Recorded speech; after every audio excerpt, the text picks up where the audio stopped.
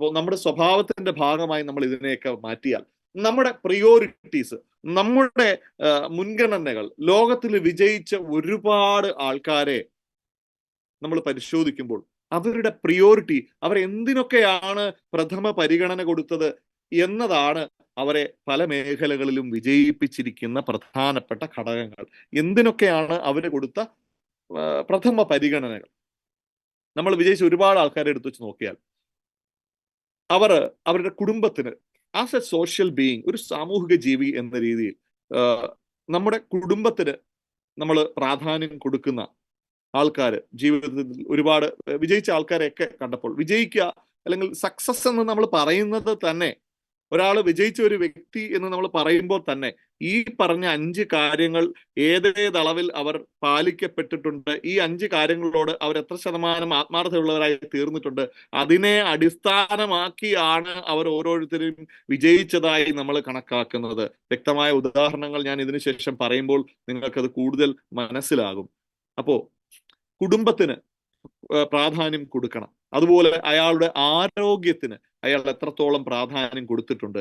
അതുപോലെ അവരുടെ കർമ്മ മണ്ഡലത്തിൽ അവർ കൊടുത്ത പ്രാധാന്യം, അവരുടെ ആദർശങ്ങൾക്ക്, അവരുടെ മൂല്യങ്ങൾക്ക് അവർ കൊടുത്തിരിക്കുന്ന പ്രാധാന്യം, അവർ അധിവസിക്കുന്ന സമൂഹത്തിന് അവർ കൊടുക്കുന്ന പ്രാധാന്യം, പരിഗണന, ഇത് ഇത്രയും കാര്യങ്ങളിലൂടെയാണ് ഒരു വിജയിച്ച വ്യക്തി, അദ്ദേഹത്തിന്റെ സ്വഭാവം ഇത്രയും കാര്യങ്ങളെ ബേസ് ചെയ്താണ് രൂപപ്പെട്ടിരിക്കുന്നത് എങ്കിൽ വിജയിച്ചിട്ടുണ്ട് എന്ന് നമുക്ക് നിസ്സംശയം പറയാം.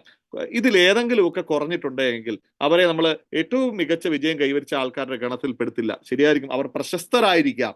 പക്ഷേ സക്സസ്ഫുൾ എന്ന് നമ്മൾ അടിസ്ഥാനപരമായി പറയണം എങ്കിൽ ഈ 5 കാര്യങ്ങളിലും അവർ കൊടുത്ത പ്രാധാന്യം ആയിരിക്കും അവരെ സക്സസ് ആക്കിയിരിക്കുന്നത്. ചില ഉദാഹരണങ്ങൾ ഞാൻ ഒന്ന് പറയാം. ഇവിടെ കാണുന്ന ചില ചിത്രങ്ങൾ, നമ്മൾ ആദ്യം കാണുന്നത്, ഒരുപാട് ഉദാഹരണങ്ങളുണ്ട്. ഇപ്പൊ മമ്മൂട്ടി ഇവിടെ കാണിച്ചു, മോഹൻലാലിനെ കാണിച്ചില്ലല്ലോ എന്ന് നിങ്ങൾക്ക് വരാം. തീർച്ചയായിട്ടും മമ്മൂട്ടിയെ നമ്മൾ കാണിക്കുന്നിടത്തെല്ലാം മോഹൻലാൽ ഇപ്പുറത്ത് വരും. മമ്മൂട്ടി മോഹൻലാൽ ഇങ്ങനെയാണ് നമ്മൾ പറഞ്ഞിട്ടുള്ളത്. ഇപ്പൊ ഞാൻ പല മേഖലകളിൽ നിന്നുള്ള ഓരോ ഉദാഹരണം എന്ന രീതിയിൽ ജസ്റ്റ് അദ്ദേഹത്തിന്റെ പടം കാണിച്ചു എന്നുള്ളൂ. മമ്മൂട്ടി നമുക്കറിയാം, മലയാളത്തിന്റെ പ്രിയങ്കരനായ നടൻ, ഇന്ത്യയുടെ ഏറ്റവും മികച്ച നടന്മാരിൽ ഒരാൾ. സ്കില്ലും ടാലന്റും നമുക്കറിയാം. സ്കില്ല് എന്ന് പറഞ്ഞാൽ വൈദഗ്ധ്യം, ടാലന്റ് എന്ന് പറഞ്ഞാൽ ജന്മസിദ്ധമായ കഴിവ്, അല്ലെ?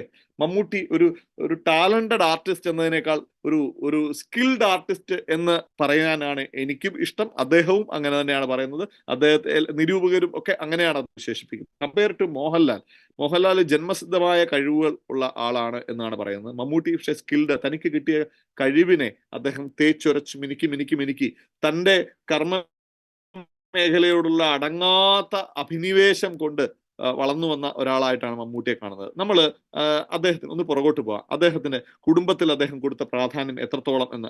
മമ്മൂട്ടിയുടെ ഭാര്യയെക്കുറിച്ചും മമ്മൂട്ടിയുടെ മക്കളെ കുറിച്ചും ഒക്കെ ആർക്കാ അറിയാത്തത്? കേരളത്തില് മമ്മൂട്ടിയോളം തന്നെ അറിയാം, അല്ലെ? സുലു എന്ന് വിളിക്കുന്ന മമ്മൂട്ടിയുടെ ഭാര്യ, മമ്മൂട്ടിയുടെ 2 മക്കള്, അവരെ കുറിച്ചുമൊക്കെ. അതിൽ ദുൽഖർ സൽമാനെ നമ്മൾ ഏറ്റെടുത്ത് കഴിഞ്ഞു ഓൾറെഡി. അദ്ദേഹം കുടുംബത്തോട് എത്രത്തോളം പ്രതിബദ്ധതയുള്ള, എത്രത്തോളം പരിഗണനയുള്ള ഒരാളാണ് നമുക്കറിയാം. ആരോഗ്യം കാത്തു സൂക്ഷിക്കുന്നതിൽ എത്രയോ മുകളിലാണ് മമ്മൂട്ടിയുടെ സ്ഥാനം മറ്റ് പല നടന്മാരെ അപേക്ഷിച്ച് നമുക്കറിയാം. അദ്ദേഹത്തിന്റെ പ്രായം, ചർമ്മം കണ്ടാൽ പ്രായം തോന്നില്ല എന്ന് നമ്മൾ പറയാറുണ്ട്, അല്ലെ? അപ്പോ അദ്ദേഹത്തിന്റെ ആരോഗ്യത്തിന് കൊടുത്തിരിക്കുന്ന പ്രയോറിറ്റി, അദ്ദേഹത്തിന്റെ കരിയർ കൊടുത്തിരിക്കുന്ന, സിനിമ ആണ് അദ്ദേഹത്തിന്റെ കരിയർ. ഒന്ന് ചിന്തിച്ചാൽ അറിയാം, ഇത്രയേറെ തന്റെ പല സംവിധായകരും പറയുന്നുണ്ട്, പുതിയ സംവിധായകരോട് പോലും അവസരം അങ്ങോട്ട് ചോദിക്കുന്നത്, മമ്മൂട്ടി അങ്ങോട്ട് ചോദിക്കുന്നു, എനിക്ക് പടമൊന്നുമില്ലേടേ, നീ എന്താ എന്നെ ഒന്നും വിളിക്കാത്തത് എന്ന് മമ്മൂട്ടി അങ്ങോട്ട് ചോദിക്കാറുണ്ട് എന്ന് പല സംവിധായകരും, പുതുമുഖ സംവിധായകർ പോലും പറയുന്നതായിട്ട് നമ്മൾ പല ഇന്റർവ്യൂവിലും കേൾക്കാറുണ്ട്. അപ്പൊ കരിയറിൽ അത്ര, എന്നിട്ട് അദ്ദേഹം അതിന് പറയുന്ന കാര്യം ഇതാണ്. മമ്മൂട്ടി തന്നെ ഒരു ഇന്റർവ്യൂ പറയുന്ന ഒരു കാര്യമാണ്, മലയാള സിനിമയ്ക്ക് എന്നെ ആവശ്യമില്ല, അതെനിക്കറിയാം, വേറെ ഇഷ്ടംപോലെ നടന്മാരുണ്ട്, പക്ഷെ എനിക്ക് ആണ് സിനിമയെ ആവശ്യം, അതുകൊണ്ട് ഞാൻ ചാൻസ് ചോദിക്കണം എന്നാണ് അദ്ദേഹം പറഞ്ഞത്. ഞാൻ നേരത്തെ പറഞ്ഞു, റിയൽ പേഴ്സണാലിറ്റി നമ്മൾ പറയത്തില്ലേ, ആ റിയൽ പേഴ്സണാലിറ്റി ആണ്. ഇൻഫ്ലേറ്റഡ് പേഴ്സണാലിറ്റി ആണെങ്കിൽ തോന്നില്ല, ചോദിക്കില്ല. ഞാൻ എന്തിനാ ചോദിക്കുന്നത്, ഞാൻ മലയാളത്തിൽ എണ്ണം പറഞ്ഞ സൂപ്പർ സ്റ്റാർ ഒരാളല്ലേ, എന്നോട് ഇങ്ങോട്ട് വരണം എന്ന് ചിന്തിക്കുന്ന. പക്ഷെ മമ്മൂട്ടി എന്ന ആ ഒരു പർട്ടിക്കുലർ നടന്റെ ക്യാരക്ടർ വെച്ച് നമ്മൾ നോക്കുമ്പോൾ അങ്ങനെ അദ്ദേഹത്തെ പോലെ ഒരാള് ഇങ്ങനെയൊക്കെ അങ്ങോട്ട് ചോദിക്കുമോ എന്ന് ചിലപ്പോൾ നമ്മൾക്ക് തോന്നാം. പക്ഷെ as A real personality as a man with a real personality. അതുകൊണ്ട് അദ്ദേഹത്തിന് അത് ചോദിക്കുന്നതിന് മടിയില്ല.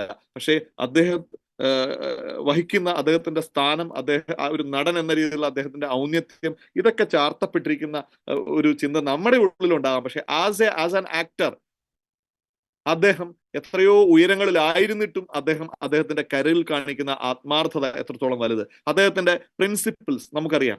അദ്ദേഹം മൂല്യങ്ങളുള്ള ഒരാളാണ് എന്നുള്ളതുകൊണ്ടാണ് അദ്ദേഹം ഇത്രയോ പ്രശസ്തിയുടെ കൊടുമുടിയിൽ നിൽക്കുമ്പോഴും അദ്ദേഹത്തെ കുറിച്ചൊരു ഗോസിപ്പ്, ഒരു മോശം മമ്മൂട്ടി എന്ന നടനെ ഓടൊപ്പം ഒരു ഫോട്ടോ എടുക്കാൻ, അല്ലെങ്കിൽ മമ്മൂട്ടി എന്നൊരു നടനെ പ്രണയിക്കാത്ത എത്ര എന്താ മനസ്സുകൊണ്ട് എങ്കിലും പ്രണയിക്കാത്ത എത്ര സ്ത്രീകളുണ്ട് എന്ന് ചോദിച്ചാൽ അന്നത്തെ കാലത്ത്, ഇന്നത്തെ കാലം ഞാൻ പറയുന്നില്ല, പക്ഷെ അന്നത്തെ കാലത്ത് പോലും എത്രയോ ആൾക്കാർ മമ്മൂട്ടി ഒന്ന് എന്താ പറയാ ഒന്ന് നോക്കിയാൽ, അങ്ങോട്ട് ഒരു ചിരി കൊടുത്താൽ ഇങ്ങോട്ട് 1000 ചിരിക്കാൻ തയ്യാറായ എത്രയോ ആൾക്കാർ ഉള്ളപ്പോഴും ചെറിയൊരു പേര് ദോഷം പോലും കേൾപ്പിക്കാത്ത, എത്രയോ സാഹചര്യങ്ങൾ ഉണ്ടായിരുന്നു കേൾപ്പിക്കാത്ത ഒരു ഒരു ഒരു എന്താ പറയാ ഒരു മൂല്യബോധമുള്ള ഒരു ആക്ടറായിരുന്നു അദ്ദേഹം എന്നത് നമുക്കറിയാം. സമൂഹത്തിന് വേണ്ടി അദ്ദേഹം ഒരുപാട് നല്ല കാര്യങ്ങൾ ചെയ്യുന്നുണ്ട്. ഞാനിവിടെ ഒരു മമ്മൂട്ടിയെ മാത്രം ഉദാഹരണമായി പറയുന്നു എന്നുള്ളൂ. നമുക്കറിയാവുന്ന പല നടന്മാരും, നമുക്കറിയാവുന്ന എത്രയോ നടന്മാർ, മമ്മൂട്ടി, മോഹൻലാൽ, സുരേഷ് ഗോപി, ഇതൊക്കെ അങ്ങനെ ഒരുപാട് ഉദാഹരണങ്ങൾ നമുക്കുണ്ട്. സുരേഷ് ഗോപി മറ്റൊരു ഉദാഹരണമാണ്. അങ്ങനെ ഒരുപാട് ആൾക്കാരെ നമുക്കറിയാം. ആ തരത്തിൽ അടുത്ത ഒരാള് ഡോക്ടർ KJ യേശുദാസ്. ഇന്ന് അദ്ദേഹത്തിന്റെ 84ാം ജന്മദിനമാണ്. അദ്ദേഹത്തെ കുറിച്ചും പറയാൻ ഒരുപാട് നമുക്കുണ്ട്, അല്ലെ? അദ്ദേഹത്തിലേക്ക് നമുക്ക് തിരിച്ചെത്താം. അദ്ദേഹം കുടുംബത്തിന് കൊടുത്തിരിക്കുന്ന പ്രാധാന്യം എത്രത്തോളം എന്ന് നമുക്കറിയാം. ഏകഭാര്യാവ്രതം, അല്ലെ, ഏകപത്നി വ്രതം എന്ന് നമ്മൾ കണ്ടിട്ടുള്ള ഒരു ഏറ്റവും വലിയൊരു ഉദാഹരണമാണ് ഡോക്ടർ KJ യേശുദാസ്. എവിടെയെല്ലാം ഉണ്ടോ അദ്ദേഹത്തിന്റെ പ്രിയപത്നി അദ്ദേഹത്തിനോടൊപ്പം ഉണ്ട്. ലോകത്തിലെ ഏത് കൺസേർട്ടിലും ഏത് കച്ചേരി എവിടെ അവതരിപ്പിച്ചാലും മുൻനിരയിൽ ഇരുന്ന് അദ്ദേഹത്തെ നോക്കി അദ്ദേഹം പാടുന്നത് നിർനിമേഷയായി നോക്കിയിരിക്കുന്ന അദ്ദേഹത്തിന്റെ പ്രിയ പത്നിയെ നമുക്ക് കാണാൻ കഴിയും. അദ്ദേഹത്തിന്റെ മക്കള്, അവരും നമുക്ക് ഏറെക്കുറെ സുപരിചിതരാണ്. അദ്ദേഹത്തിന്റെ മൂത്ത മകൻ മലയാള സംഗീത രംഗത്തുണ്ട്, ഇന്ത്യൻ സംഗീത രംഗത്തുണ്ട് താനും. സോ അദ്ദേഹത്തിന് എനിക്ക് തോന്നുന്നു ആ കാര്യത്തിൽ, ആരോഗ്യകാര്യത്തിൽ ദൈവം കൊടുത്ത ശാരീരം ഇത് രണ്ടും ഇത്രയേറെ മഹത്വമായി അമൂല്യമായി സൂക്ഷിച്ച വേറൊരാളില്ല എന്ന് നമുക്ക് വേണമെങ്കിൽ പറയാം. അത് തന്നെയാണ് അദ്ദേഹത്തെ അനുഗ്രഹീത ഗായകനാക്കുന്നത്. ലോകത്തിലെ ഏറ്റവും മധുരതരമായ ശബ്ദം എന്ന് എല്ലാവരും വിലയിരുത്തിയ അദ്ദേഹത്തിന്റെ ആ ഒരു ശബ്ദം ഇന്നും അതുപോലെ കെടാതെ കാത്തു സൂക്ഷിക്കുന്നുവെങ്കിൽ തന്റെ ശരീരത്തിനും അദ്ദേഹം കൊടുത്ത പ്രാധാന്യം, പ്രയോറിറ്റി, കരിയർ, അദ്ദേഹത്തിന്റെ കരിയറിലെ ഫോക്കസിനെ കുറിച്ച് നമ്മൾ പ്രത്യേകിച്ച് പറയേണ്ട കാര്യമില്ല. ഇത്രയേറെ സംഗീതത്തിന് വേണ്ടി ജീവിതം ഉഴിഞ്ഞു വെച്ച വേറൊരു വ്യക്തി ഉണ്ടോ എന്ന് നമുക്ക് സംശയമാണ്. ഇന്ന് അദ്ദേഹത്തെക്കുറിച്ചുള്ള അദ്ദേഹത്തിന്റെ ഒരു ഇന്റർവ്യൂവില് ഇന്ന് അദ്ദേഹം പറയുന്നുണ്ട്, അദ്ദേഹം കഴിഞ്ഞ 4 മാസമായി പുതിയതായി ഒരു കീർത്തനം പഠിച്ചുകൊണ്ടിരിക്കുന്ന തിരക്കിലാണ് എന്ന് അദ്ദേഹത്തിന്റെ ഇന്നത്തെ ഒരു ഇന്റർവ്യൂവിൽ പറഞ്ഞിരിക്കുന്നു. തന്റെ 84ാമത്തെ വയസ്സിലും ഒരു വിദ്യാർത്ഥിയുടെ ആകാംക്ഷയോടെ, ഒരു വിദ്യാർത്ഥിയുടെ എക്സൈറ്റ്മെന്റോടുകൂടി കാര്യങ്ങളെ പഠിക്കുന്ന ഒരു വ്യക്തി എന്ന രീതിയിൽ ആ ഭാഗവും അദ്ദേഹത്തിന്റെ കരിയറിൽ അദ്ദേഹം എത്രത്തോളം ഫോക്കസ്ഡാണ്. പ്രിൻസിപ്പിൾസ് ഞാൻ ആദ്യമേ പറഞ്ഞു, മൂല്യബോധം എത്രത്തോളം അദ്ദേഹത്തിനുണ്ട് എന്നുള്ളത് ഞാൻ ആദ്യമേ തന്നെ പറഞ്ഞു. യേശുദാസിനെ കുറിച്ചും നമ്മൾ കേട്ടിട്ടില്ല. യേശുദാസിന്റെ ശബ്ദം കാമിക്കാത്ത ആരാണ് ഈ ലോകത്തുള്ളത്? അദ്ദേഹത്തിന്റെ ആ ചെറിയ പ്രായത്തിലും ഒക്കെ അദ്ദേഹം, മമ്മൂട്ടിയുടെ കാര്യം നമ്മൾ എങ്ങനെയാണോ തന്റെ ആകാര ഭംഗി കൊണ്ടും അഭിനയ പാഠവും കൊണ്ടും എങ്ങനെയാണോ മറ്റുള്ളവരെ മമ്മൂട്ടി ഭ്രമിപ്പിച്ചത്, അതുപോലെ അല്ലെങ്കിൽ അതിനേക്കാളേറെ ശബ്ദം കൊണ്ട് ആയിരങ്ങളെ ആകർഷിക്കാൻ കഴിവുള്ളപ്പോഴും തന്റെ മനസ്സ് എവിടെയും പതറാതെ ഒരു ഒരു ഒരു എന്താ പറയാ ഒരു മുനിയുടെ, നമ്മൾ ഋഷിവര്യന്മാരെ പോലെ കൃത്യമായി തന്റെ സ്വഭാവത്തെ ഒതുക്കിയ അനുഗ്രഹീത കലാകാരന്മാരിലുള്ള ഒരാളാണ് ഡോക്ടർ KJ യേശുദാസ്. സമൂഹത്തോടുള്ള അദ്ദേഹത്തെ ഒന്നും വേണ്ട, നമുക്കറിയാം മതനിരപേക്ഷത, നമ്മൾ വലിയ ഇതൊക്കെ പറയും, മതമൗലിക പല വാചകങ്ങളൊക്കെ നമ്മൾ പറയും. പക്ഷെ ഒരു ക്രിസ്ത്യാനിയായി ജനിച്ച് എല്ലാ മതത്തെയും ബഹുമാനിക്കാനും, അദ്ദേഹത്തിന്റെ ചെറുപ്പത്തിൽ അദ്ദേഹം 10-30-40 വർഷത്തിന് മുമ്പത്തെ ഒരു ഇന്റർവ്യൂ കണ്ടപ്പോഴും ഇപ്പോൾ അദ്ദേഹം സംസാരിക്കുമ്പോഴും അദ്ദേഹം പറയുന്ന പോയിന്റ് എന്താണ് എന്ന് ചോദിച്ചാൽ, മനുഷ്യരെല്ലാം ഒന്നാണ്, മനുഷ്യൻ മതങ്ങളെ സൃഷ്ടിച്ചു, അല്ലെ, മതങ്ങൾ ദൈവങ്ങളെ സൃഷ്ടിച്ചു എന്ന് അദ്ദേഹം പാടിയതുപോലെ ജീവിതത്തിലും അനുവർത്തിക്കുന്ന, സമൂഹത്തിന് കൊടുക്കേണ്ടുന്ന ഏറ്റവും നല്ലൊരു മെസ്സേജ് ആണ് മനുഷ്യനാണ് വലുത്, മതമല്ല, അല്ലെങ്കിൽ ദൈവം, ഇതിലൊക്കെ വലുത് മനുഷ്യനാണ് എന്നത് സമൂഹത്തിന് പകർന്നു കൊടുത്ത ഒരു വ്യക്തി എന്ന രീതിയിൽ, ആസ് എ സക്സസ്ഫുൾ പേഴ്സൺ എന്ന രീതിയിൽ നമുക്ക് ആ പറഞ്ഞ ആ ക്രൈറ്റീരിയാസ് ഒക്കെ ഫുൾഫിൽ ചെയ്യാൻ കഴിയുന്ന രണ്ട് വ്യക്തികളെ കുറിച്ചാണ് നമ്മൾ പറഞ്ഞത്. MA യൂസഫ് അലി, അതുപോലെ മറ്റൊരു മനുഷ്യൻ, ഞാൻ ഇവിടെ ഫോട്ടോ ഉൾപ്പെടുത്തിയിട്ടില്ല. അങ്ങനെ ഒരുപാട് ആൾക്കാർ ഏതെല്ലാം രംഗങ്ങളിൽ നമ്മുടെ തന്നെ ചുറ്റുവട്ടത്ത് തന്നെ അത്തരത്തിൽ നമുക്ക് പറയാം.